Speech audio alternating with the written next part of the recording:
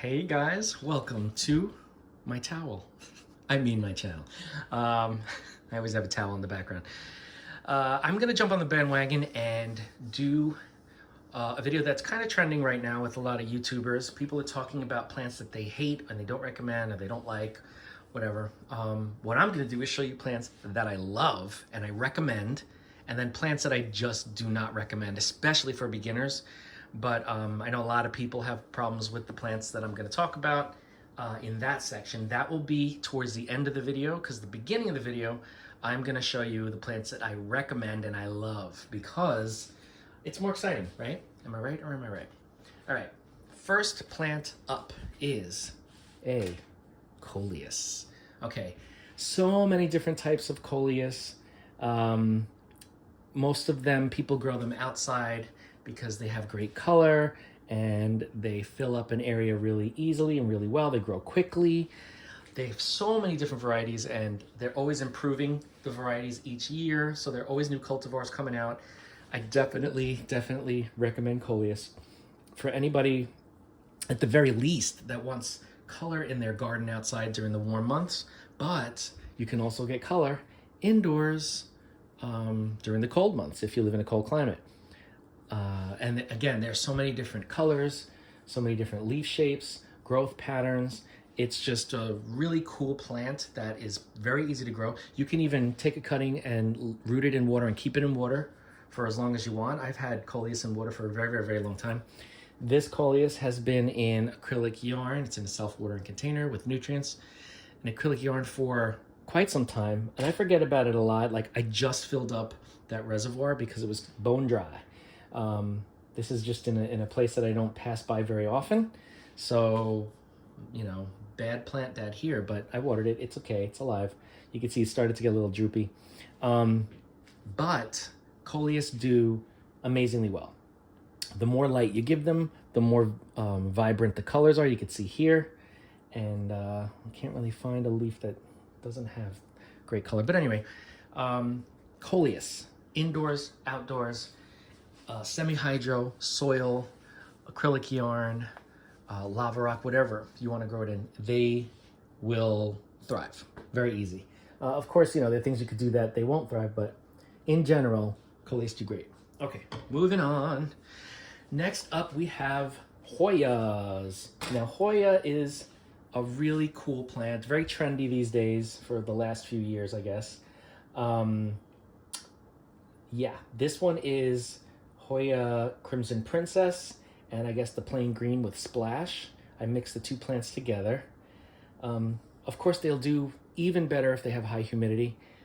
People usually think, oh, they're sturdy, they're strong, the leaves are thick, they don't need that much humidity, and they can survive. They can survive, but if you really want them to do their best, you want to keep them in higher humidity. They're from rainforests and stuff like that. So these have been in acrylic yarn for a while. I don't know if you could see. Can't really see the roots. Maybe you can. See, there's a root there. Anyway, it's got roots all throughout, and I just keep a little reservoir at the bottom for nutrients and water. And Hoya are just very easy. The more light you give them, the more they'll bloom.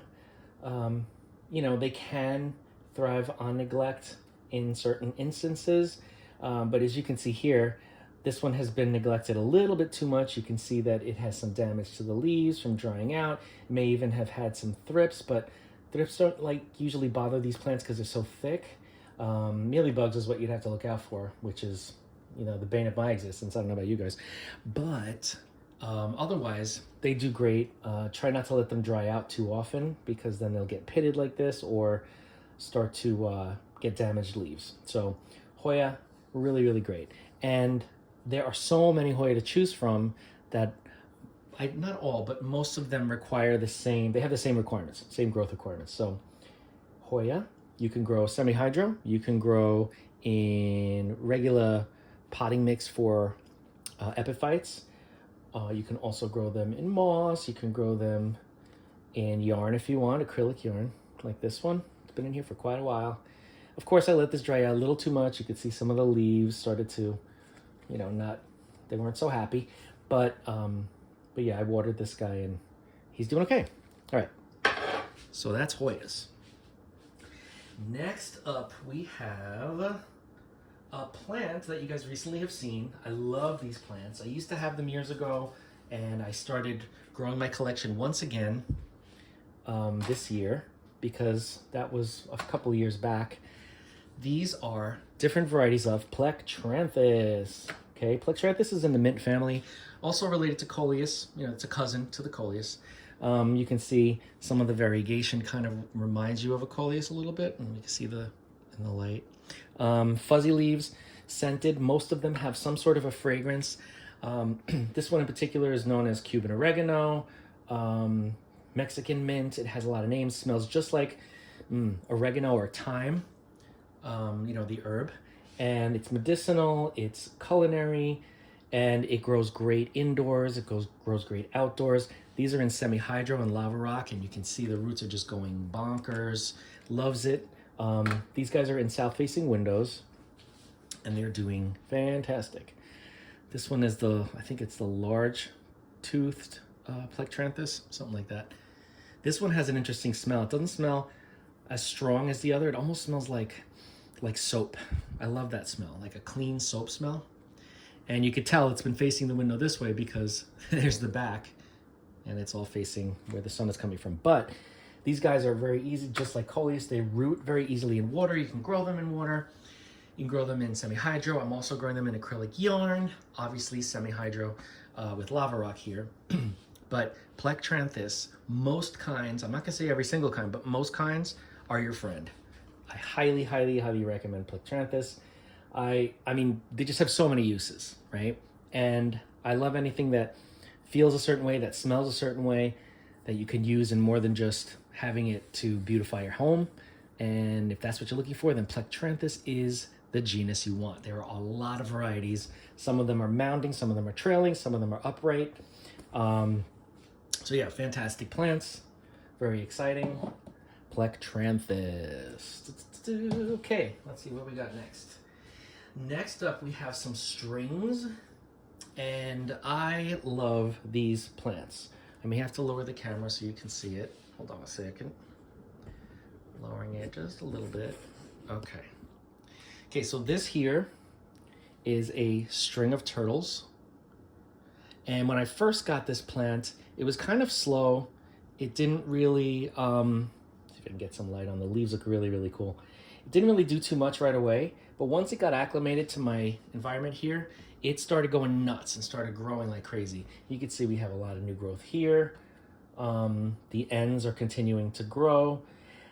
This is a Peperomia prostrata, I believe it is, string of turtles, and they do great indoors. They really do. They like indirect light.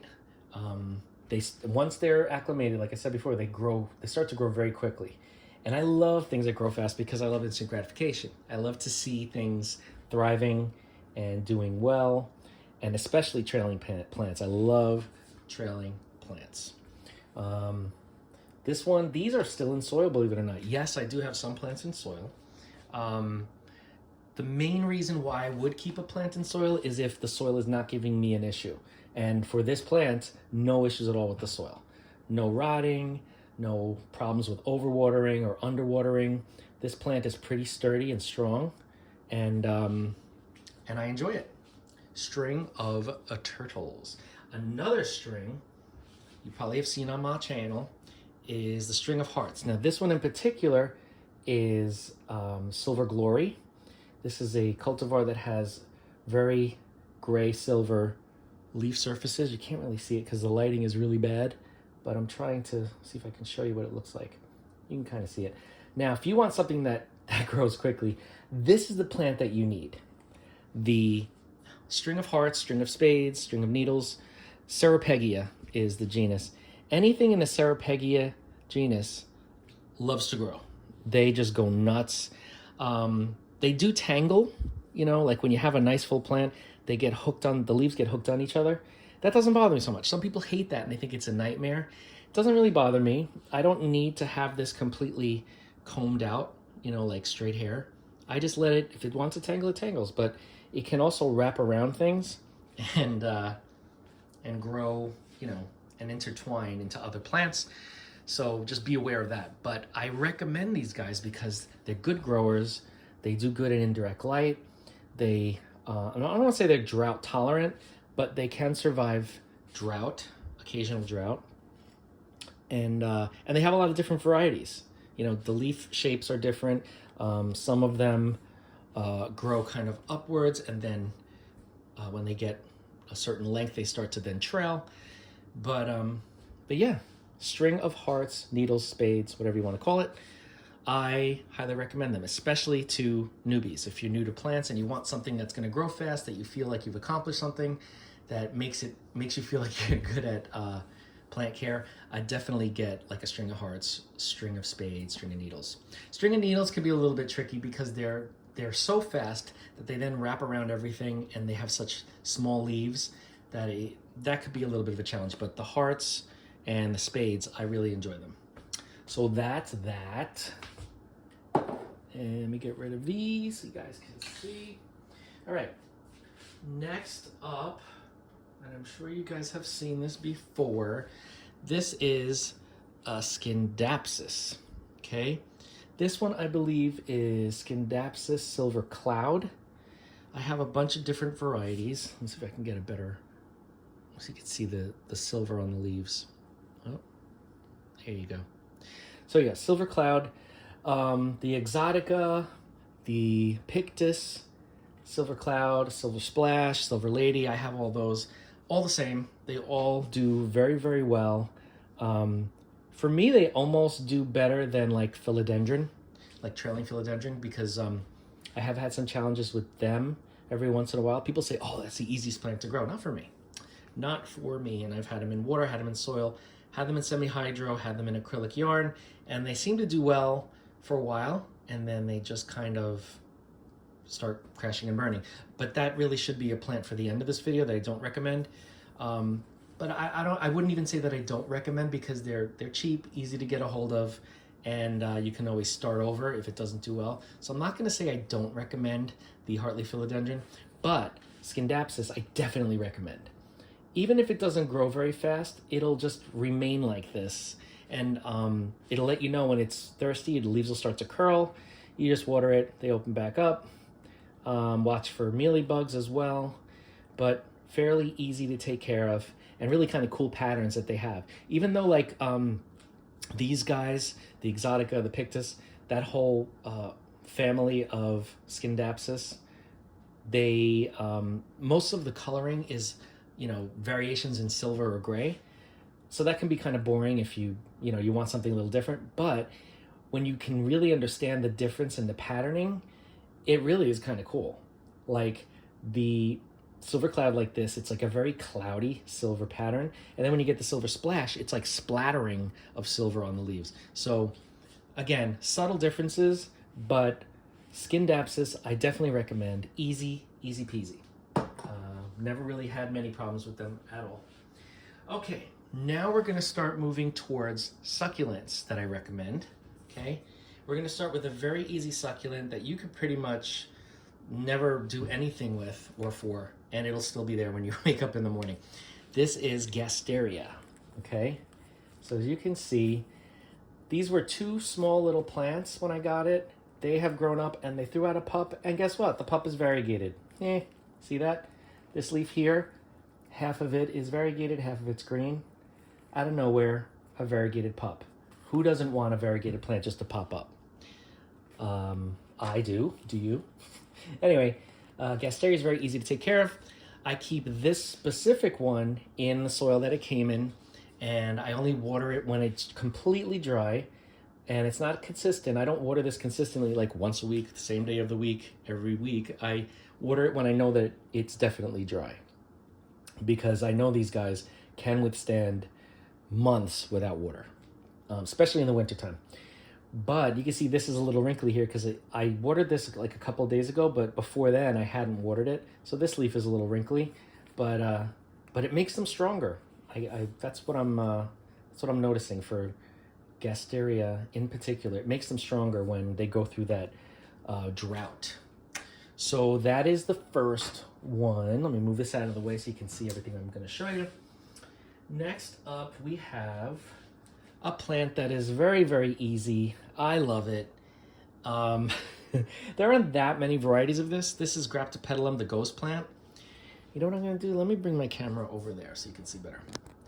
This is the Graptopetalum, which is known as the ghost plant. In bright sun, it gets a really pretty purplish color to the leaves. They do etiolate, they do stretch out when you don't give them a lot of sun, but I'm fine with that because it doesn't get weak. It just kind of stretches out, and I like the fact that it's going to be like a little tree. This one I have had in acrylic yarn for a long time, since the summer, I believe. You can see the roots are doing really well in there.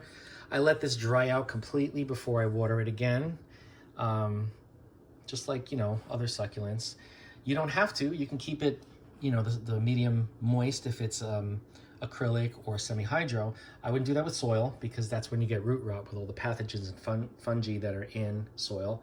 You don't want to keep it wet and create an anaerobic environment. So in acrylic yarn, it's so much easier. You can keep it damp, moist if you want, or you could let it dry out. So Graptopetalum, very easy. Let's see what's next. This one here. This is a Echeveria. This is, what is this one called? Neon Breakers. I believe this is Neon Breakers. This one I have in semi-hydro. It's in lava rock, and can't see the roots in here at this point. It's been in here for a while too. Oh, there's some roots there. I can see a little bit there. But this guy is in a south-facing window and loves to dry out. So I let it completely dry out. This is the reservoir. There's nothing in there, as you can see. The lava rocks are completely dry, and it's time to water it. But the plant, you can see, it thrives. It loves it. A lot of succulents like Echeveria, Graptopetalum, even Haworthia and Gasteria, they kind of like, since they like gritty mixes as it is, they don't mind living in rocks. You know, like lava rocks, for example, or a completely gritty mix that doesn't have any soil. It's all just inorganic components. They do fine in that as well. I like them in the lava rock. It's just easier for me, and I also know, I'm familiar with lava rock, and I know how to make it work for me. So I definitely recommend growing your succulents in semi-hydro. It's a game changer for me. I used to lose succulents after about a month or two when they were in soil because either the soil wasn't the right kind that it came with, or I didn't transplant it into something better, and or the soil didn't dry out enough and it would start to rot. Lots of issues with soil with succulents if you are not using you know, the right materials. So semi-hydro takes all the guesswork out of it, and look at the colors that it gets from the sun. It gets full sun, south-facing window. It's beautiful. It's a beautiful plant. It's in lava rock. And if you forget about it, like this one hasn't been watered in quite some time, totally fine. They don't mind. So don't worry about not watering your succulents in semi-hydro or in lava rock or in leca. They will thrive and do just fine. Okay, next. Now you guys have seen these before. I make kokedama out of succulents usually, and in particular, aloe hybrids. Now this is some type of an aloe hybrid, came without a tag, without a name. I'm not sure if it's Fifth Avenue, it might be, but it's been in here for a long time. You can see it's grown a lot. I have some that are much bigger than this, that have been for years in a kokedama, and they thrive and they do great. And I've shown them on this channel too. But yeah, especially when grown in kokedama like this, they take off. I don't know exactly what it is about the kokedama with these guys. Maybe it's because there's a lot of air surrounding the root ball, and that's healthy for the roots, and the plant then reacts this way. But I've forgotten to water these, and the leaves get really, really shriveled and curled, and then you water it, and within a couple of days it's back to normal. So they definitely have the capacity to thrive under adversity. But yeah, so this is aloe hybrid in kokedama. I don't give this full sun. This has like very ambient light away from a south-facing window. It's not getting really any direct at all. And they're really cool. They're conversation pieces. I used to make these and sell them in fairs and in shows, craft shows and things like that, because everybody just thought they were so cool, especially around the holidays. And you know, you start them small in little cool little pots or containers, and and everybody really likes them. It's something different, you know what I mean? So yeah, aloe hybrid. What I do for this for care is, again, I don't even really fertilize. I have not fertilized this plant since I transferred this, I don't know how long ago. And I just water it when it needs water. When the root ball is completely dry, I just watered this so it's heavy. You can see it's kind of heavy. When it's really light, I know, okay, it's time to give it some water. And that's it. That's it. That's it. So you don't have to, again, like the other succulents I showed you, you don't have to water them consistently the same day of the week every week. You don't even have to water them every week. You can water them every couple weeks, once a month. I would really just go by what the plant is telling you, and yeah, and that's it. So I highly recommend aloe hybrids that look like this, almost like a tiger tooth, except probably something hybridized with a tiger tooth. They do great. They do great, especially in kokedama. So that is that. Okay, so now we're at the part of the video where we talk about plants I don't recommend, okay? Some of you are gonna be a little shocked at me, but here you go, all right? If you've been following along, you know that I love lipstick plants, but there are some lipstick plants that are more difficult than others, okay? And by difficult, I mean they hate me. I'm kidding. By difficult, I mean they just kind of, I don't know if it's that they go dormant and then they kind of pause and you're like scratching your head, what is going on with this plant? Or if they're not getting something they need, but it's not all varieties, it's only certain varieties. And this one in particular is one of those varieties. This is typically sold as mini variegated Eschenanthus lipstick plant, mini variegated. Now, this was mini when I got it. It was kind of short, but as you can see, it's grown a lot. But then this happened. It just started losing leaves, and the leaves that it did have started to turn a little yellowish.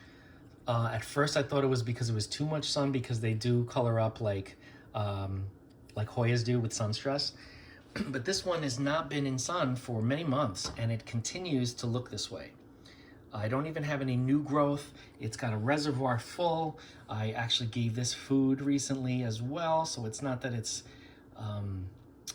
you know, malnourished or anything like that, but you can see like the growth points start to get a little weird, like this one dried up. So certain Eschenanthus, certain lipstick plants, I'm not a fan of, and this is one of them, okay? Not a fan, and I don't recommend this specific variety because it's not gonna, well, for me, it doesn't look good, and I don't like looking at it, number one. That sounds mean, but it's true. And I don't like other people to see it because it makes it look like it's not thriving, which I can't tell if it is or not. It could just be some type of dormancy. I don't know. But yeah, this one, miniature variegated, not a fan. And again, it's been like this for quite some time. I think it's been a while since I had some new growth. And that's part of the reason why I thought maybe it was dormant, you know, for some reason. But, you know, I haven't heard of a lot of dormancy. You know what we're going to do with Eschenanthus lipstick plants? What I'm going to do is I'm going to see what happens when spring and summer hit. If this plant bounces back, then I know that it has an odd winter dormancy situation. So we'll see. But I don't recommend it because anything that's that much work, I definitely do not recommend, especially for beginners. If you want a challenge, go for it. Knock yourself out.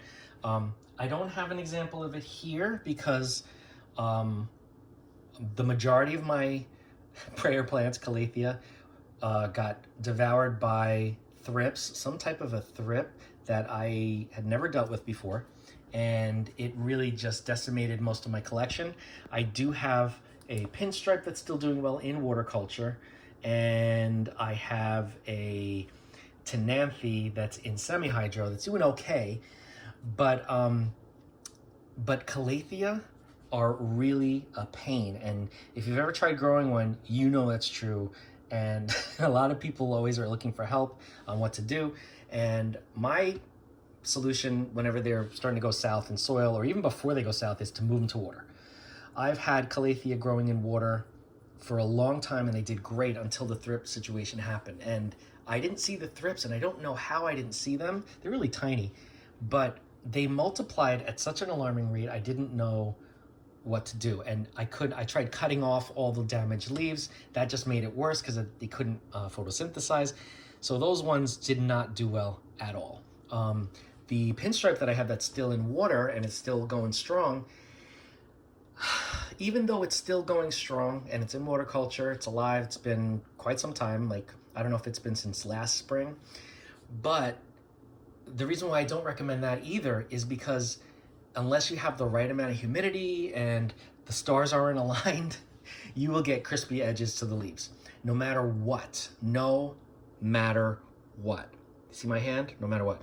You're gonna have crispy leaf edges, I'd say 99% of the time. If you're one of those people that has unlocked the key to how to keep them going and looking good, God bless you. And you gotta tell me what to do, because long term, like you can keep them looking good for a while, but long term, they always end up getting crispy leaves. I almost feel like Calathea are really not meant to be in the house.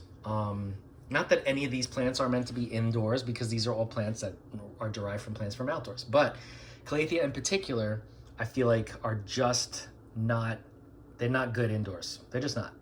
I have some videos on how to, get by putting them in water culture or semi-hydro, but I don't recommend them. I don't enjoy growing them anymore, especially because they're pest magnets. When I saw how quickly they were devoured by the thrips, that really stressed me out.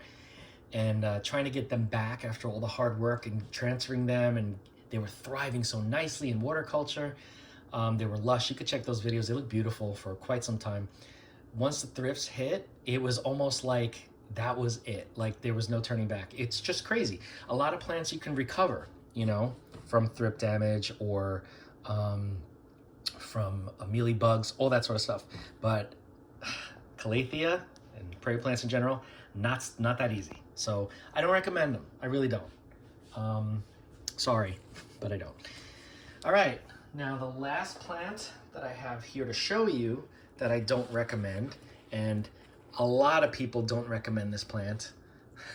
It is the philodendron pink princess, okay? This plant originally had really big leaves, and I still have some of the big leaves here. It started to lose leaves in soil. I started cutting off the dried up areas. It did not like the soil at all, so I took it out of soil and I put it in water culture. In water culture, it kind of was existing, but it was not, it wasn't thriving. It wasn't really growing. Every time it would grow a leaf, the leaf would get caught and stuck, and kind of like you see here, they get caught in the sheath of a prior leaf. And a lot of times the leaves don't make it, and they don't look good, and they don't survive. But so I took it out of water culture and put it into acrylic. And when I put it in acrylic yarn, that's when all this new growth started to flesh out. As you can see, this one has some nice variegation. This one too. But yeah, so acrylic yarn is working, but first of all, the variegation is a little bit hit or miss. You could see not every leaf has good variegation. I know that they have a new variety that's out now that is more like almost like speckling, so that it's more consistent variegation on more of the leaves. But aside from the variegation, I don't like this whole thing about the leaves getting caught in the petioles of the prior leaves. Some people say that it has to do with humidity. Some people say it has to do with feed. Some people say it has to do with not enough light. I tried so many different things, so many different ways to grow these. And I have not found the solution to completely stop that from happening, as you can see. I used to keep the humidity really high around this. And I had a humidity meter, and just to make sure that I was on top of it. Didn't help. I moved it into more light. The light started to bleach out the leaves. Some of these were bleached out. So it's too much work. It's not fun anymore. You know what I mean? When you have a plant that you want so badly and you think it's so pretty, and then it's just so difficult to basically keep it alive and keep it looking the way it did when you got it. Not worth it. Not worth it. I only recommend plants that are beautiful, even if they're rare, but that you can get by indoors with, that you can keep them thriving, not just surviving, and you can also propagate from, because I love plants you can propagate. So yeah, so that is the pink princess. Not a fan. And I really got this because I wanted to experiment with it, because, you know, for a period of time it was really expensive, and everyone, it was like a split community where some people loved them and some people hated them. And I said, well, I need to figure out if I love or hate them. So let me get one. And I don't hate it. I don't love it. I'm kind of like, aw, when I look at it. So what does that tell you? Yeah, I'm just not, I'm not sold on it being a good indoor plant. And again, this could be from, you know, the selection in order to get the variegation, or to get, you know, the growth, whatever it is that they did to get this variety, made it weak or something, because it is just, it's not where it should be, you know. And I've had this for a very long time at this point. So yeah, I don't recommend the pink princess. Okay, there, I said it. There was something else I didn't recommend, and what was it? A lot of terrarium plants, that's another thing I don't recommend. People want to get these beautiful, unique, sometimes expensive terrarium plants, but they're meant to be in a terrarium. You can't just have them in a plant pot on the windowsill. They dry out, they get crispy, they just look horrible. So terrarium plants, not easy unless you have good humidity. Oh, I know what I want to talk about. Begonias. Not necessarily Rex begonias, those are challenging as well, but cane begonias. Cane begonias, some of them are horrible. They just don't do well. I have the polka dot cane begonia, and I have another one. I don't even know if the cultivar name is on it, but they're two different cane begonias. They're completely away from the light. They're kind of like on a wall. There's no light that even reflects on the wall, and they have just been going nuts, growing like crazy. I don't have any room to bring them over here to show you, but maybe I'll do another video on them. But certain cane begonias do great. Others, it's like they've had enough and they just say, I'm out, and they leave. And they say, you know, farewell. So it really just depends. But that polka dot begonia, I cannot remember the name for the life of me. It is has red backs to the leaves with silver spots on the front. I definitely recommend that. Easy. I haven't had any problems with it. It's been doing just fine. Rex begonia is obviously challenging, but I'm just come over here so I can pan different plants while I'm talking. Rex begonias are, you know, they're challenging. You can get them to grow in water culture. You can get them to grow in semi-hydro. The rhizomatous begonias, those are some of the coolest looking begonias, coolest looking plants. But again, they don't necessarily like being indoors. So if you have the conditions just right, they'll do fine. Otherwise, they'll drop their leaves and kind of go dormant. You'll have a stem. That happened to me so many times. All right, guys, I'm sorry. This video is really long, and I'm kind of just talking to you while you're looking at the same ratty old plant. But that's all for now. If you have any questions on any of the plants I've shown you, please reach out. We can talk. But again, just to recap, what I do recommend, so you guys can run out and get them right now, is any type of Plectranthus. I love them, which is these guys here. Any type of string of turtle, string of hearts. Gasteria, very easy, no nonsense. Graptopetalum, another succulent, and Echeveria. If they get highlight, you can grow them in semi-hydro. Hoyas and Coleus, and also the kokedamas. So yeah, that's it. I know I'm all over the place in this video, but that's fine. As long as you guys get the idea of what I'm trying to say. So any questions, reach out. Don't forget to like, comment, share, and subscribe. Hit that bell if you want to be notified every time I upload a video, and I will see you in the next video.